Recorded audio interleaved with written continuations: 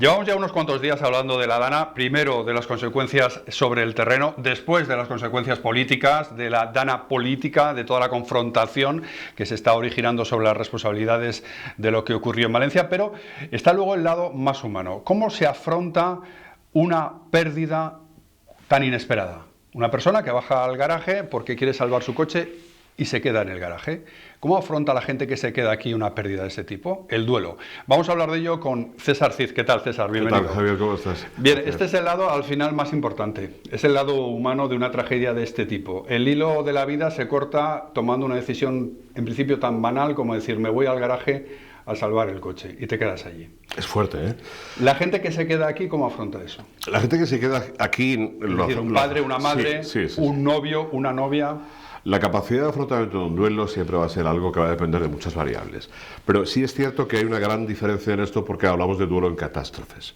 Este no es un duelo normal, o no va a ser un duelo normal, porque el estado actual es un estado de congelación, como nos pasó con el COVID. Ahora estamos viviendo el deshielo, del COVID. ¿Por qué hizo la gente? Como no aparecían los cuerpos, congelas el duelo, lo apartas, no lo procesas y vives como puedes.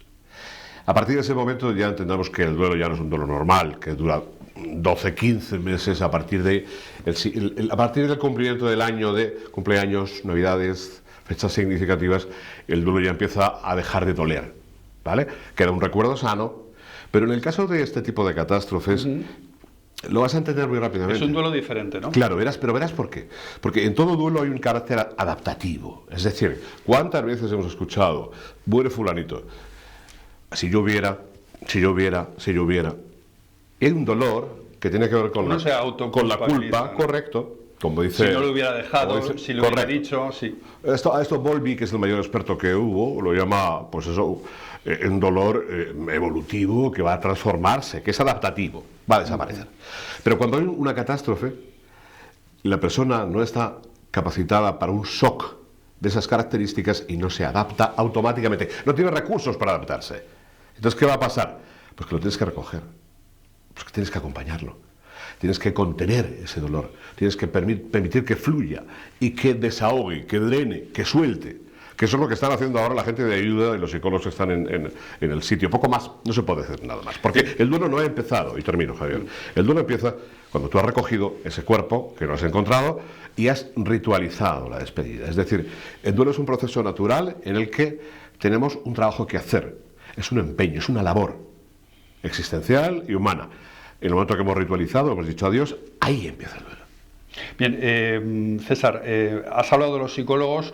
¿A ti te gusta, digamos, calificarte como consejero de duelo?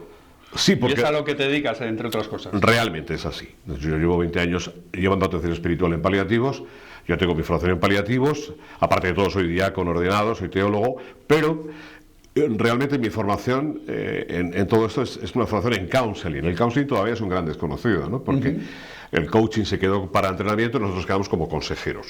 Pero entonces, ¿en qué os diferenciáis de los psicólogos? En una catástrofe de este tipo, ¿cuál es vuestra función? ¿Cuál es la función de los psicólogos? Es muy fácil. En counselor, en todo ámbito de la vida, está para la atención de la crisis que no tiene una psicopatología. Es decir, tú tienes un divorcio, porque también son pérdidas significativas. Tú tienes una muerte. No hay que aceptar que atención primaria estén dando benzodiazepinas a una persona que está en duelo, porque todos los reflejos físicos, psíquicos, son propios del duelo. ¿Qué tiene que hacer? Normalizar. Somos facilitadores.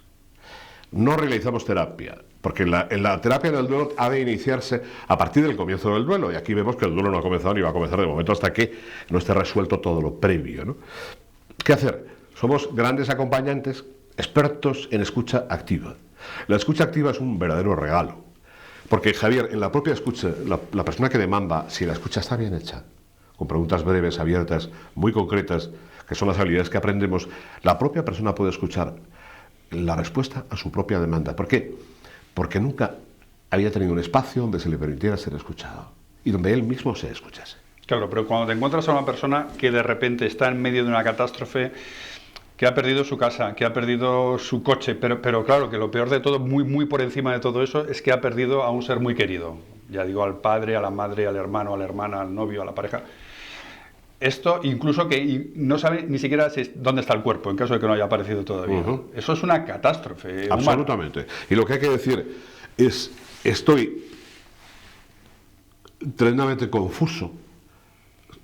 Aquí estaríamos con el tema de la autenticidad y la naturalidad a la hora de hablarte, porque sé que tienes tanto dolor que me cuesta incluso decirte una palabra.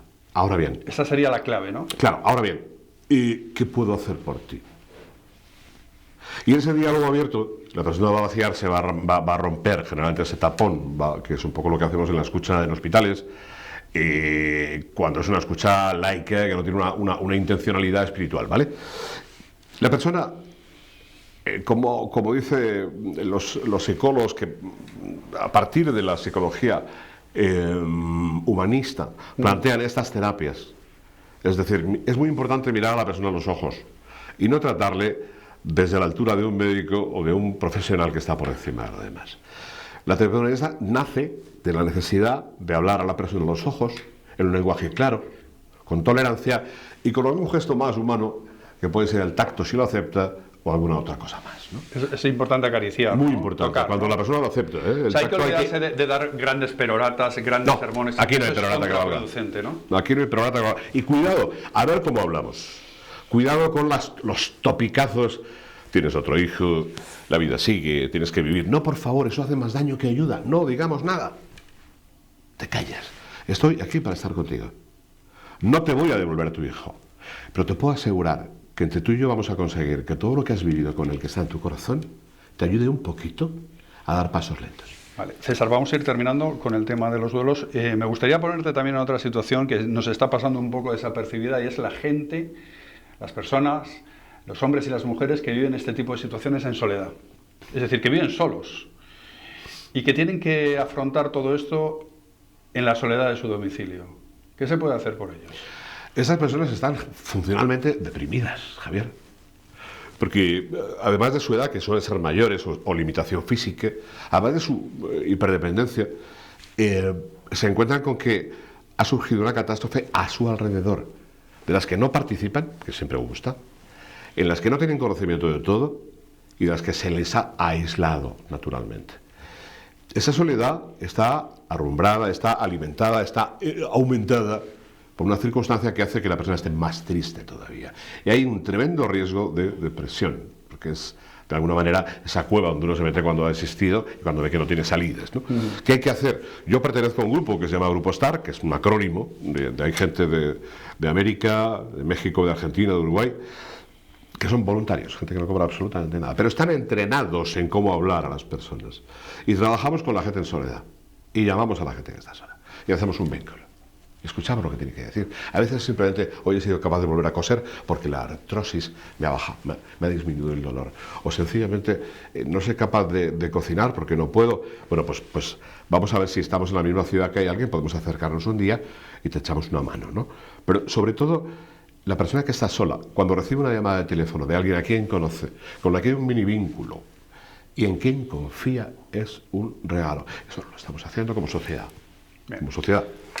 César Cid, consejero en duelos, ese es el título, acompañante de personas en trances como el que están viviendo muchas personas, sobre todo en Valencia, también en alguna zona de Castilla-La Mancha a raíz de la Dana, cuando una persona se queda sin seres queridos en un abrir y cerrar de ojos. Lo que dura la decisión, por ejemplo, decía al principio, de decir voy al garaje a coger el coche, y ahí se queda una vida. ¿Cómo lo afrontan los que rodean a esa persona? Es lo que hemos intentado esclarecer y dar algún consejo importante con César Cid. Continuamos.